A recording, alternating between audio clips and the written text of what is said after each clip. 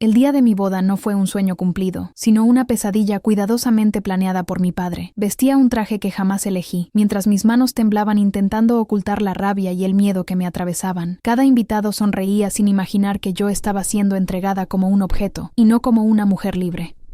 Mi padre creía que con ese matrimonio borraría lo que soy, que al forzarme a cumplir con su voluntad, mi identidad desaparecería. Pero lo que realmente hizo fue encender una llama en mi interior. Me casaban no por amor, sino como castigo, como si mi verdad fuera un crimen que necesitaba corrección. Mi padre veía mi transición como una vergüenza que debía ocultar bajo un apellido y una alianza de oro. Nadie preguntó lo que yo sentía. Nadie me dio voz en esa ceremonia que más parecía un juicio disfrazado de fiesta. Mientras él sonreía satisfecho, yo respiraba la certeza de que mi vida no me pertenecía más. Sin embargo, lo que él jamás sospechó es que aquel día no selló mi destino, sino el inicio de mi libertad. Crecí en una casa donde la obediencia era la única forma de sobrevivir. Desde niña, entendí que mi voz debía ser baja, mis pasos silenciosos y mis deseos invisibles. Mi padre imponía reglas que parecían dictadas por un juez implacable, y cada vez que intentaba mostrar quién era realmente, recibía a cambio miradas de desprecio y palabras que me desgarraban por dentro. No era simplemente un padre severo. Era un guardián obsesionado con proteger un honor que solo existía en su cabeza. Cuando comencé a expresar mi identidad transgénero, ese honor se convirtió en su obsesión más peligrosa. Yo no era para él una hija, sino un error que debía corregir a cualquier precio.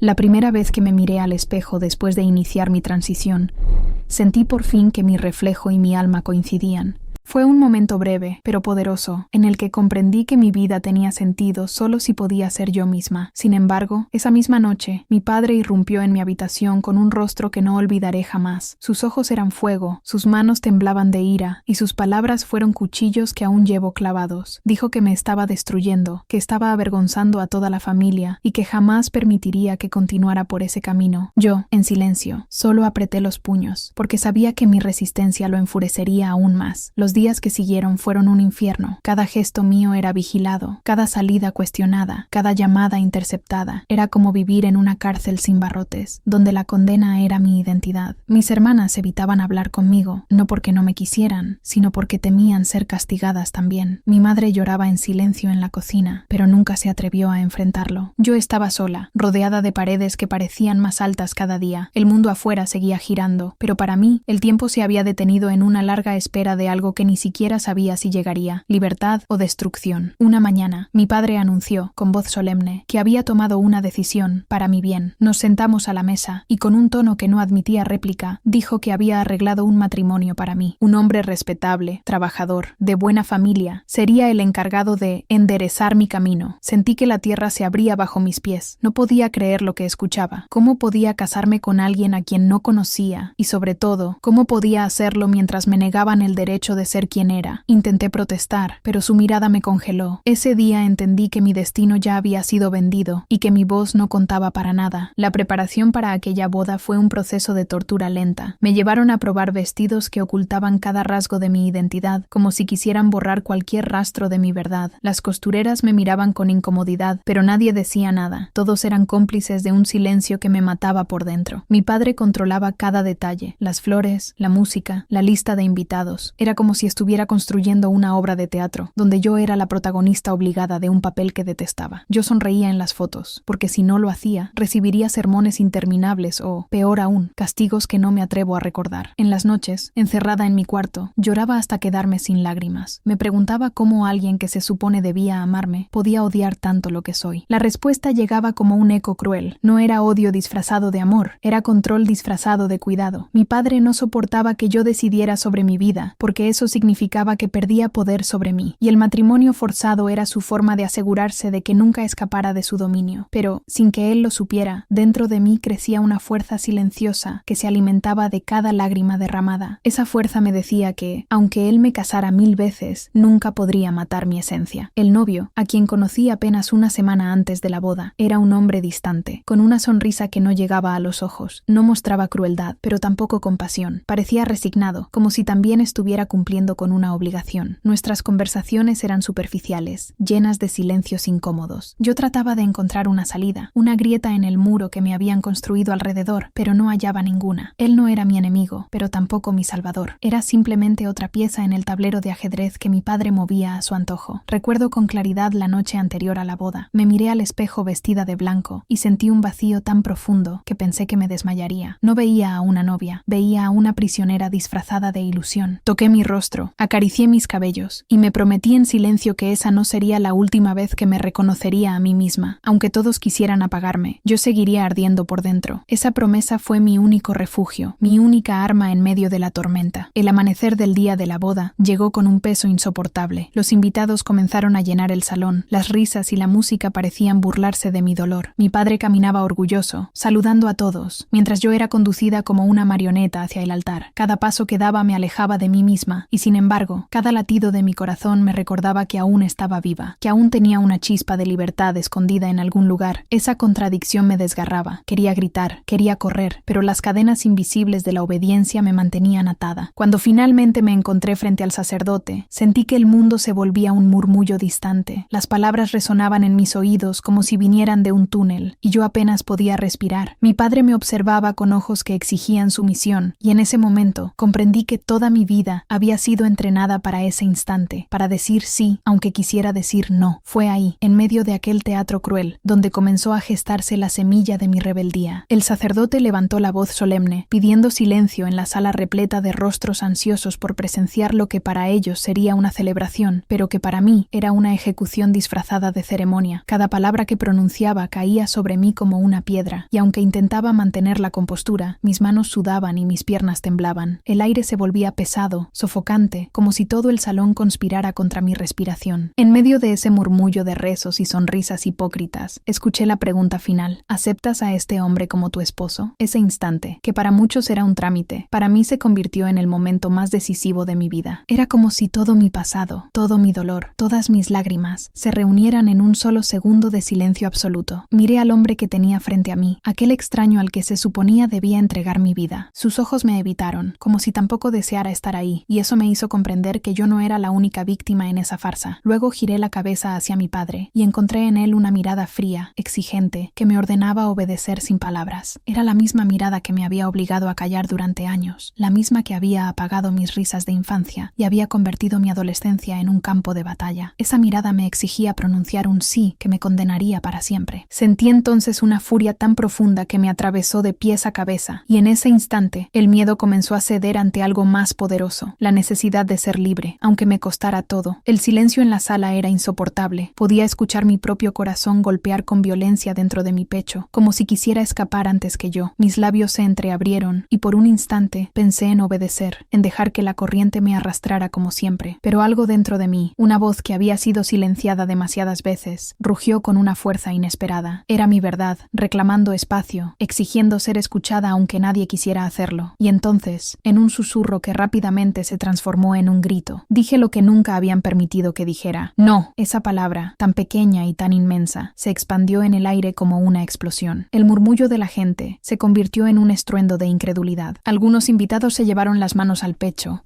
otros comenzaron a cuchichear con nerviosismo, y mi padre se levantó de golpe, con un rostro desencajado por la rabia.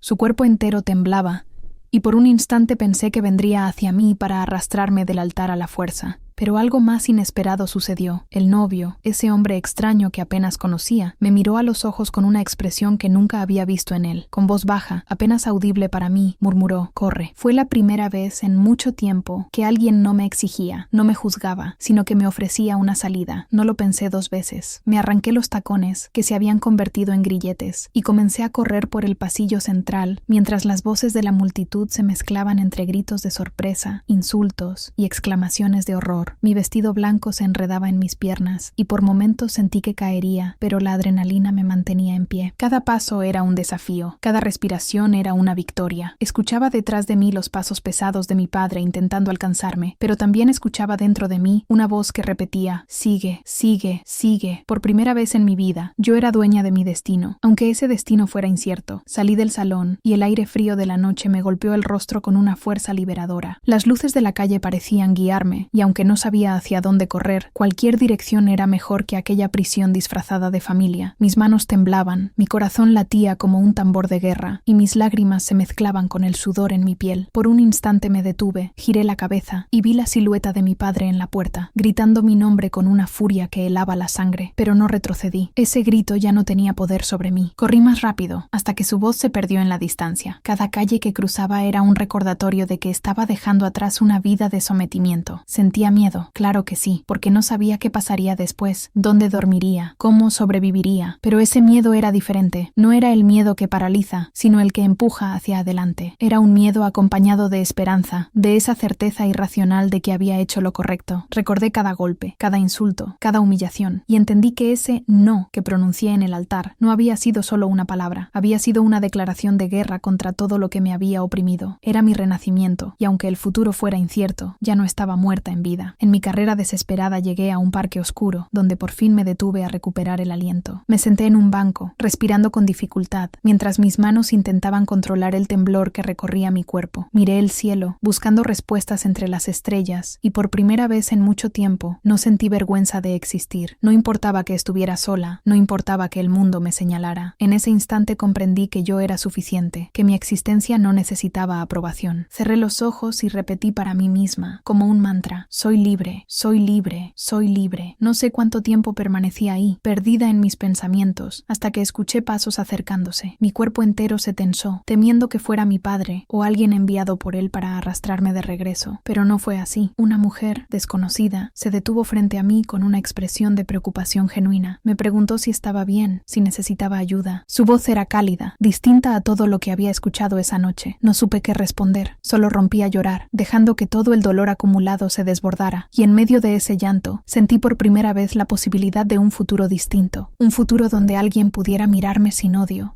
sin condiciones, solo con humanidad. Ese fue el clímax de mi vida, no el no en el altar, no la carrera desesperada, sino ese instante de vulnerabilidad en el que entendí que había escapado de una condena y que, aunque me esperaran noches difíciles, ya nada ni nadie podría devolverme a aquella cárcel. Esa noche me convertí en mi propia salvadora, y aunque aún no lo sabía, también fue la noche en que el amor verdadero comenzó a acercarse a mí, sigiloso, inesperado, pero dispuesto a sanar las heridas más profundas de mi alma. La primera noche después de escapar fue una mezcla de alivio y terror. Caminé sin rumbo por las calles hasta que mis pies no pudieron más, y terminé refugiándome en una estación de autobuses donde el frío se colaba por cada rincón. No tenía dinero, ni ropa de repuesto, ni un plan claro. Lo único que llevaba conmigo era el vestido manchado de tierra y lágrimas, y una voluntad inquebrantable de no regresar jamás. Dormía a ratos, despertando cada vez que un ruido fuerte me hacía temer que mi padre apareciera.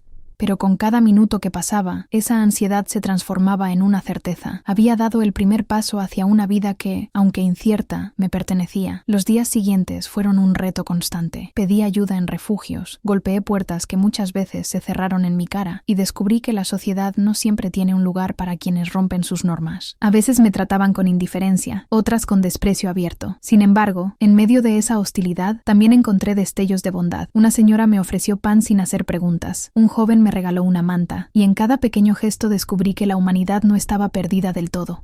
Aprendí a agradecer lo mínimo, porque para mí ya era un tesoro. Aprendí a resistir con dignidad, porque la dignidad era lo único que mi padre nunca pudo arrebatarme. Con el tiempo logré encontrar un pequeño cuarto en alquiler, oscuro y húmedo, pero mío. Allí pinté las paredes con colores vivos, como si con cada brochazo intentara cubrir las cicatrices invisibles que cargaba en el alma. Empecé a trabajar limpiando casas y sirviendo mesas, oficios que me cansaban el cuerpo, pero fortalecían mi espíritu. Cada moneda que ganaba era un grito de independencia, cada plato lavado era una victoria sobre la prisión de la que había escapado. No era fácil, pero al mirarme al espejo por las noches, veía a una mujer cansada, sí, pero también libre, y esa libertad valía más que cualquier comodidad. En ese proceso de reconstrucción, aprendí a hablarme con ternura. Durante años me había repetido insultos en silencio, convencida de que tal vez mi padre tenía razón, de que yo era un error. Pero poco a poco descubrí que las palabras que me dirigía a mí misma tenían un poder inmenso. Me miraba al espejo y en lugar de odiar mi reflejo, comencé a decirme: eres suficiente, eres valiosa, eres digna. No fue sencillo. Había días en que la voz del pasado era más fuerte que la mía, pero cada afirmación, cada lágrima convertida en abrazo propio, iba construyendo una nueva versión de mí, una que no pedía permiso para existir. El camino hacia la sanación también incluyó reconectar con mi madre. Durante meses había guardado silencio, atrapada entre el miedo a mi padre y el dolor de verme sufrir. Un día decidí llamarla, con el corazón en la garganta. La primera conversación fue dura, llena de reproches y lágrimas. Ella confesó que no supo cómo defenderme, que el miedo la paralizó. Yo lloré de rabia, pero también de alivio, porque por fin escuchaba su verdad. Poco a poco, con encuentros cortos y tímidos, fuimos reconstruyendo un lazo roto. No fue inmediato ni perfecto, pero saber que tenía un pedazo de familia dispuesto a reconocerme fue una luz en medio de tanta oscuridad. En uno de los grupos de apoyo a personas trans que frecuentaba, conocí a Elena. Al principio fue solo una voz amable en medio de un círculo de sillas, una mujer que me escuchaba sin interrumpir y que compartía su propia historia de lucha. Había en sus ojos una calma que desarmaba mis defensas, como si me dijera sin palabras: aquí estás a salvo. Con el tiempo, nuestras conversaciones se extendieron más allá de las reuniones, y descubrí que con ella podía ser yo misma sin miedo a ser juzgada. No necesitaba disfrazar mi dolor, ni maquillar mis cicatrices. Ella me miraba entera, y en esa mirada encontraba un reflejo de aceptación que jamás había sentido antes.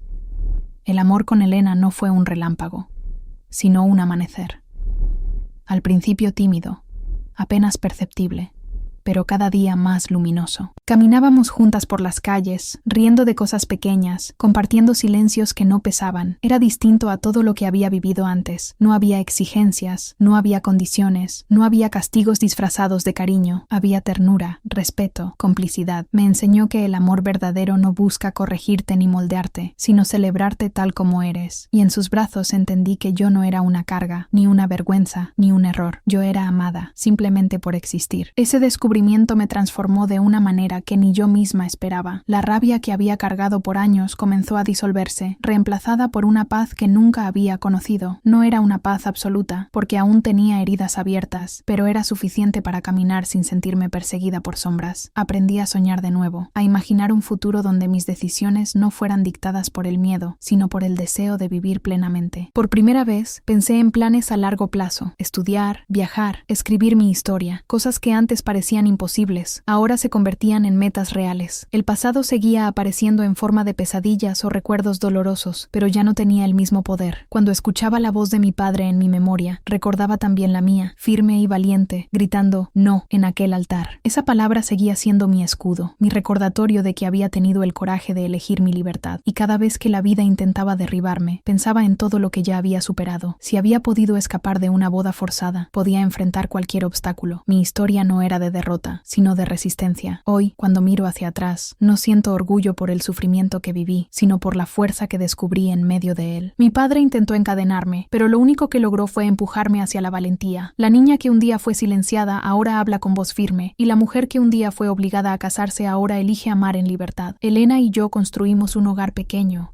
lleno de risas y libros, donde cada rincón está marcado por la certeza de que sobrevivimos para ser felices. Y cada mañana, al despertar a su lado, recuerdo que nadie tiene derecho a decidir quién soy, porque mi vida me pertenece solo a mí. No me salvó un matrimonio impuesto, ni las falsas sonrisas de quienes celebraban mi condena. Me salvó la valentía de escuchar mi propia voz cuando todos me exigían silencio. Me salvó esa palabra tan corta y tan infinita que fue un no, gritado con el alma en un altar que pretendía borrar mi existencia. Me salvó la certeza de que la libertad comienza en el instante exacto en que dejamos de pedir permiso para existir, y comprendí que nadie puede aprisionar la verdad de quien se atreve a nombrarse sin miedo. Descubrí que el amor verdadero no es una cadena ni un contrato social, sino un refugio donde el alma descansa sin condiciones, un abrazo que no exige transformaciones imposibles ni pide renuncias dolorosas, una mirada que reconoce cada herida sin intentar ocultarla, y una presencia que celebra lo que somos en lugar de corregirnos.